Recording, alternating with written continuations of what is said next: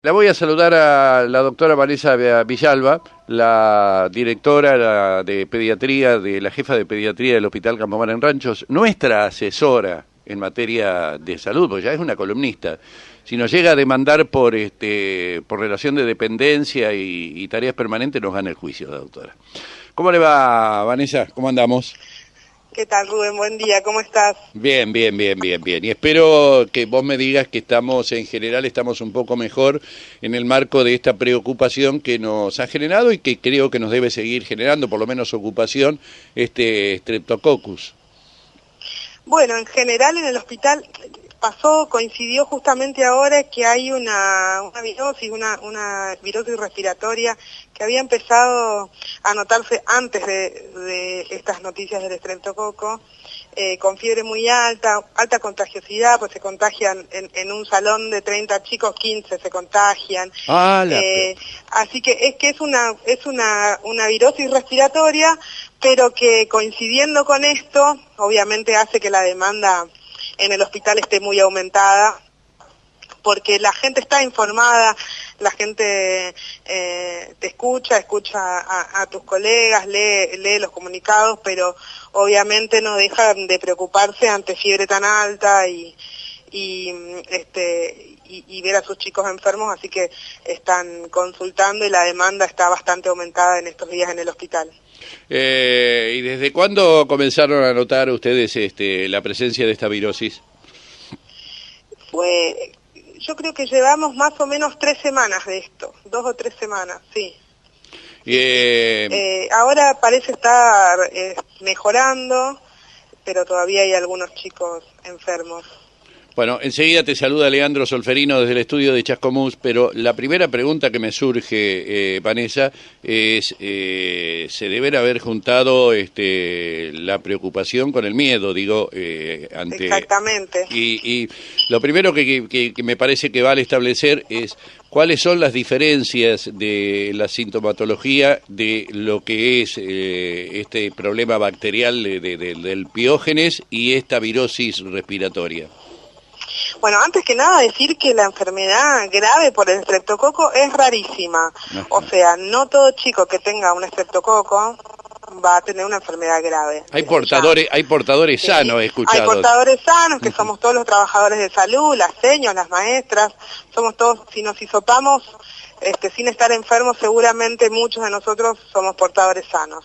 Después de los que no son portadores sanos, la mayoría que desarrolla una angina con placas, la angina pultácea, la faringitis pultácea, que son sinónimos, o una escarlatina, que también es con el mismo germen causal. Pero ninguna de estas, aunque desarrollen síntomas, necesariamente tiene que ser grave y es rarísimo la enfermedad invasiva por el estreptococo. Para empezar desde ahí, porque hemos visto estos días, de hecho hoy vi varios casos de escarlatina, que son por este germen. Son dolencias que se curan con un antibiótico, penicilina oral o amoxicilina, con antibióticos comunes, ¿sí? Uh-huh. Para poder desarrollar una enfermedad grave hay que, estos chicos que estuvimos hablando, estos casos que vos me los ibas cuantificando la última vez que hablamos, todos coexistían con alguna otra enfermedad, ¿sí? Que haga que sus defensas estén un poco más disminuidas, por lo cual hace que este germen sea un poco más agresivo en esas personas. Leandro, sí, Leandro, te escucha la doctora Vanessa Villalba. Bueno, saludarla a la doctora Villalba, como siempre, el agradecimiento por estos minutos y por ahí poniéndome en el papel de cómo hablarle a la sociedad, ¿no? Me imagino que debe ser difícil para ustedes el hecho de tratar de llevar calma, tranquilidad y explicarle a la gente que bueno, que no se amontonen todos en una guardia, ¿no? Porque hasta incluso puede ser mucho peor para el tema del contagio. Sí, exactamente. Nos pasó en estos días, la verdad es que la mayoría de los chicos que hemos visto fueron chicos enfermos, chicos con fiebre, chicos con mucho moco, pero también pasa que en el montón de esos chicos con fiebre, moco, con vómitos, que también estuvimos viendo muchos chicos con gastroenteritis, hay alguno que consulta por alguna cuestión que lleva varios días o cuestiones que no son de guardia, que si bien, como siempre lo digo yo, cuando a un hijo, una mamá ve que el hijo tiene algo, así sea una picadura de mosquito, a veces puede ser urgente para esa mamá. Una mamá no necesariamente tiene que saber cuándo es una urgencia y cuándo no. Pero ahí, perdón, Vanessa, ahí quiero hacer un pequeño alto. Digo, qué difícil por ahí se hace unificar todos los mensajes. Yo he estado poniendo mucha atención en la palabra de pediatras en todos los medios, de especialistas. Me llamó la atención los otros días viendo un programa entero del doctor Eduardo López, que creo que debe ser un conocido profesional del Hospital Gutiérrez, un infectólogo, jefe de infectología. Y sin embargo, ellos dicen que nadie conoce mejor al niño que la madre. Y que la madre sabe cuando el hijo está peor o tiene algo más serio que una simple angina. Sí, exactamente, y eso uno se lo enseña a las mamás. Yo normalmente les digo, vos te vas a dar cuenta cuando tu hijo no es el chico de siempre y cuando algo más está pasando. Sí. Pero fuera de ese mensaje, como digo, te doy un ejemplo, un dolor de rodilla que lleva una semana de evolución, no se pasa, y la mamá a veces no sabe discernir si eso es para consultar en guardia o no. Entonces es nuestra tarea, la tarea de los médicos, la tarea de ustedes los comunicadores, en informar a la sociedad. Cuesta mucho porque a veces la mamá o el papá, el familiar que se acerque, se tiende a molestarse cuando dice, mirá, estas cosas, mejor esperar porque ahora hay muchas virosis y esperaste, la semana pasada, el viernes pasado tuvimos esperas hasta de 1 hora, esperaste 1 hora en la guardia, se puede haber contagiado de otra cosa, entonces cuesta mucho, sobre todo en los municipios chiquitos en donde la atención en la guardia es inmediata, ¿no? Nosotros en promedio no tenemos mucho más de 15 a 20 minutos de espera, excepto alguna vez que el pediatra esté en un parto o que no sea un solo pediatra o haya tenido que derivar a un chico. Normalmente cuando el pediatra está en el hospital no tienen mucha más espera que 20 minutos. Entonces cuesta un poco hacer entender esto de no te acerques al hospital si es una manchita que lleva 1 mes de evolución, ¿sí? En ese sentido es en el que te remarcaba en que la madre no es la que sabe qué cosas son de guardia y no, sino es nuestra tarea informarlo. Pero es verdad también, y es lo que nosotros siempre remarcamos en la mamá, el tema de las pautas de alarma, de saber cuándo su hijo requiere volver a la guardia, cuándo su hijo está realmente necesitando la atención nuestra. Sin duda que la madre es la primera en darse cuenta. Leandro. Sí, y en realidad hoy por hoy, ¿no? Porque siempre se habla del periodo que puede llegar la enfermedad, o en este caso, por llamarlo de alguna manera, el alerta que todos tuvieron ya, sobre todo la semana pasada. Hoy por hoy, ¿cuáles son las recomendaciones? Por ahí ya, en realidad, los casos ya se han detectado y la tranquilidad ha llegado a muchas familias, pero ¿cuáles son las recomendaciones hoy por hoy? Leandro, las recomendaciones son siempre las mismas respecto de las infecciones. Nosotros no estábamos en una epidemia, no estábamos en una alerta, fuera de que algunos medios, como hablamos la otra vez, algunos medios masivos exigían que la Secretaría de Salud declare la alerta sanitaria. Los casos que hubo son los esperados anualmente. Si bien uno al decir números absolutos llama mucho la atención, pero en porcentaje, en relación con la población en general, el número de casos que hubo fue muy bajito. No es una alerta, el estreptococo mayormente causa enfermedad en esta época, cuando termina el invierno y comienza la primavera, es cuando más casos se ven de la enfermedad de las anginas o de la escarlatina, es la época de la escarlatina, así que no es que estamos en este momento diciendo tengan cuidado, sino los cuidados generales que hablamos siempre para todas las infecciones respecto del lavado de manos, la higiene en el hogar, ventilar los ambientes y que los niños que están sanos no estén en contacto con personas enfermas y no asistan a los establecimientos escolares si están enfermos. Pero son las mismas recomendaciones que si te estuviera hablando de un resfrío viral, de la bronquiolitis, de una gastroenteritis, o sea, son exactamente las mismas para todas las patologías infecciosas. Vanessa, este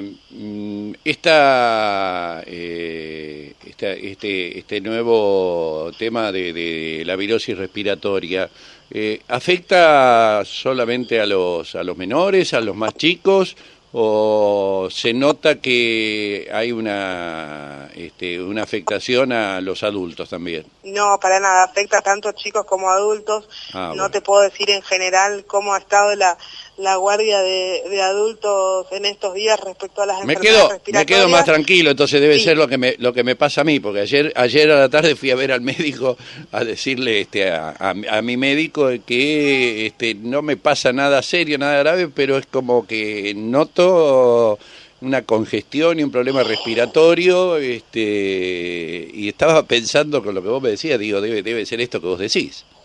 Sí, te decía eso, que no te sé decir números, no sé cómo está aumentada la demanda, pero lo veo en las familias. Ayer le decía a una mamá, bueno, mira, seguramente entre mañana y pasado empiezan todos en casa, y hoy me decía la mamá, me contagié yo, se contagió la hermana más grande y creo que está empezando el papá, así que no... Pero no alcanza, Vanessa, pero alcanza grados de tener que caer en la cama y días de reposo, o medicado se supera normalmente. Depende del individuo, Rubén, de cada paciente, de cada persona. Hay chicos que están con fiebre corriendo por todo el pasillo del hospital, y adultos que quizás con los mismos síntomas necesita estar en cama porque su contextura física o sus defensas o su tolerancia al dolor hace que necesite mucho más reposo. El reposo, de todos modos, siempre está recomendado en el adulto, porque decimos siempre que cuando hay alguna enfermedad el cuerpo te pide que pares, y el reposo está recomendado. Lo que pasa es que los adultos somos un poco tercos, entonces pensamos que podemos siempre seguir trabajando y seguir haciendo todas nuestras tareas, pero el reposo está recomendado. De hecho, los chicos también es otra cosa que remarcamos mucho: cuando los chicos están enfermos, se sienten mal o están con fiebre, me puedo tomar 3 días. Sí, me puedo tomar 3 días. Vení que te hago el certificado. Bueno, Leandro... Qué feo lo que estamos presenciando. Leandro, te libero y la liberamos también a la doctora, la última tuya, dale. Bueno, porque mira, hace un rato estaba hablando... Para Leandro no hay certificado, no, porque si no quedamos nadie acá, No, yo ya estuve la semana pasada, basta, no quiero más. Ustedes ya estuvieron, Rodrigo y vos ya cumplieron, Sí, no, ya está, basta, por favor. Porque el otro día escuchaba un médico, y bueno, con esto justamente yo me despido también, que decía, como vos estabas remarcando, ¿no?, que es habitual en esta época este tipo de virus. Ahora, en otras épocas no se da tan fuerte, que por ahí uno habla lamentablemente de víctimas fatales, o en realidad no se le da la difusión correspondiente en cada una de esas épocas.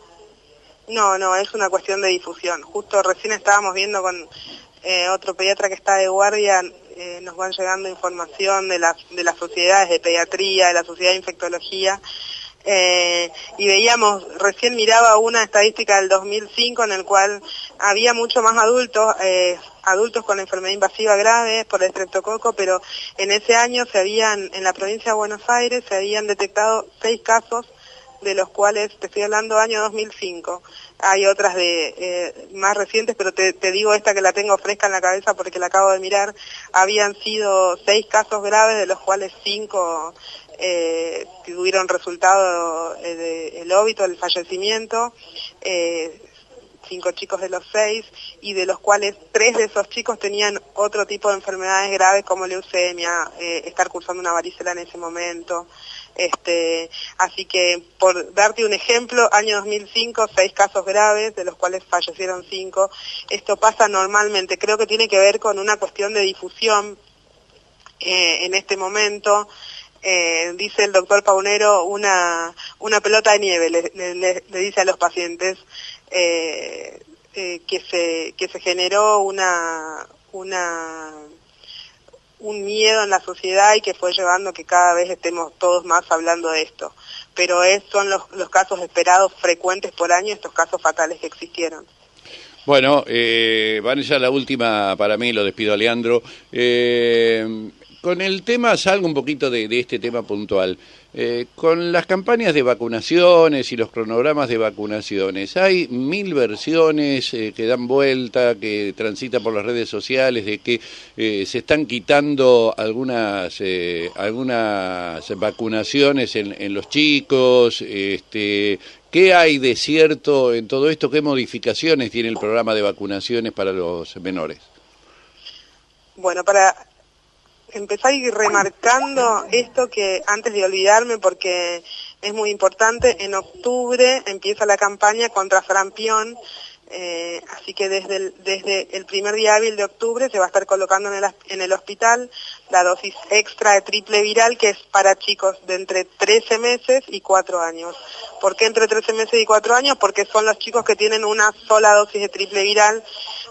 La segunda dosis se pone recién en el ingreso escolar a los 5 o 6 años, así que esos chicos que quedan en el medio son los que se van a vacunar con su segunda dosis desde los primeros días de octubre en el hospital, así que se van a poder acercar.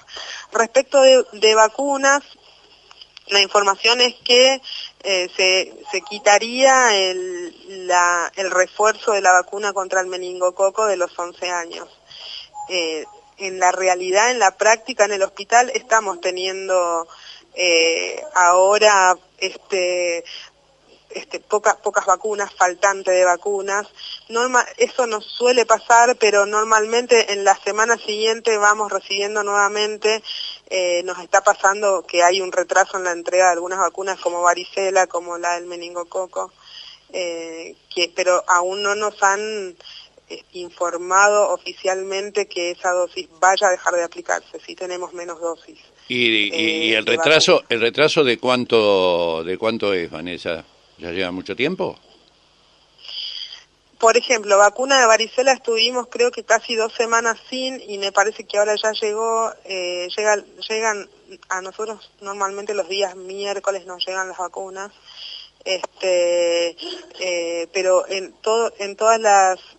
todas las dosis hay alguna que nos ha estado faltando. Hoy no hablé con Sonia Reche, que es la vacunadora, a ver cómo estamos al día de hoy actualizado respecto de las dosis que nos faltan, pero sí, nos ha faltado Sabin Oral también, que se ha retrasado la entrega. No hay ninguna comunicación oficial de que van a dejar de venir, pero sí se está retrasando un poco la entrega. Y en el caso de la que me decís de la vacuna contra el meningococo de los 11 años, me dijiste, ¿es un refuerzo? Sí, lleva dosis a los 3 meses y a los 5, y después lleva un último refuerzo a los 11 años. ¿Y ese es el refuerzo que se quitaría o ya está confirmado que se va a quitar? Que se quitaría, sí. Bueno, ¿y cuál es tu visión en torno a eso? Siempre, la vacuna, siempre todas las vacunas que podamos tener en el calendario, siempre nos mejoran la salud y la calidad de vida, o sea que obviamente que se tenga que quitar una dosis de vacuna o que deje de aplicarse alguna vacuna del calendario, que son logros que hemos tenido en estos últimos años. Tenemos el calendario de vacunas más completo de Sudamérica. Obviamente siempre es una mala noticia. La última, Vanessa, para no abusar ya más de tu generosidad. Se nota también aquí en la región donde vos trabajás y donde seguramente tenés más información porque estás más en contacto con los colegas, el retorno de algunas enfermedades que parecían ya desaparecidas. Te doy, por ejemplo, el ejemplo de la tos convulsa, que dicen que se vuelven a registrar casos. Sí, de hecho, creo que habíamos hablado de esto cuando hablamos de sarampión. La tos convulsa, la coqueluche, tiene vacuna y es primordial que la Pero mamá me equivoco si digo que en un momento se pensó que la tos convulsa había sido eliminada. No tuvimos periodos sin tos convulsa, pero sí había disminuido mucho y sí se han visto de nuevo casos, sobre todo, como siempre digo, en el conurbano, donde el control de salud, donde el control del embarazo y demás es muy deficiente. Es muy deficiente. Nosotros, en nuestras poblaciones tan chiquitas, los controles del embarazo y de vacunas son muy buenos, entonces todo esto se puede prevenir. Pero sí, tiene que ver con, como decíamos, igual que el sarampión, tiene que ver con esta moda de los antivacunas. De hecho, en países como Europa está nuevamente el sarampión en muchos países europeos, y esto tiene que ver directamente con la poca aplicación de vacunas. Leí ayer una nota que no te puedo decir la fuente porque no la recuerdo, la leí entre el montón de noticias que leía, que en uno de los barrios, en un barrio muy de gente muy adinerada en Estados Unidos, no me acuerdo si en la Florida, en qué estado, 1 de cada 5 chicos de la alta sociedad estaba vacunado, el resto de los 4 no, por esta moda de los antivacunas. Yo seguramente habrás leído en las redes sociales y demás todas las cosas malas que producirían las vacunas, y esto es lo que hace que tengan que volver enfermedades que estaban... Sí, hay que escribir de las cosas malas que traen esos artículos y esas notas. Exactamente. Bueno, así como al pasar te escuchaba atentamente y me quedó alguna... Para sintetizar, por quien enganchó la nota tarde, porque generas mucha expectativa, cada vez que hablas con nosotros tenemos un gran rebote, una gran reacción de la audiencia, positiva por cierto. Volveme a decir que estamos en medio de... por lo menos de una altísima cantidad de casos de una virosis respiratoria que me decís que es altamente contagiosa. Sí, que de hecho si consultás con maestras, me decían maestras que han venido con sus hijitos que tienen salones con la mitad de la concurrencia de chicos que están todos cursando estos virus respiratorios.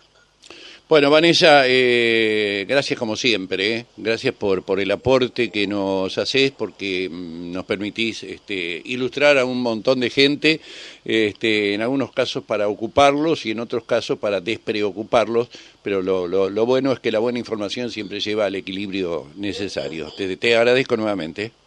Te agradezco a vos, como siempre, como te digo siempre, por dejarnos llegar a la población para poder tranquilizarlos o alertarlos cuando sea necesario. Que tengas un buen día, saludo a todo tu equipo. Luego.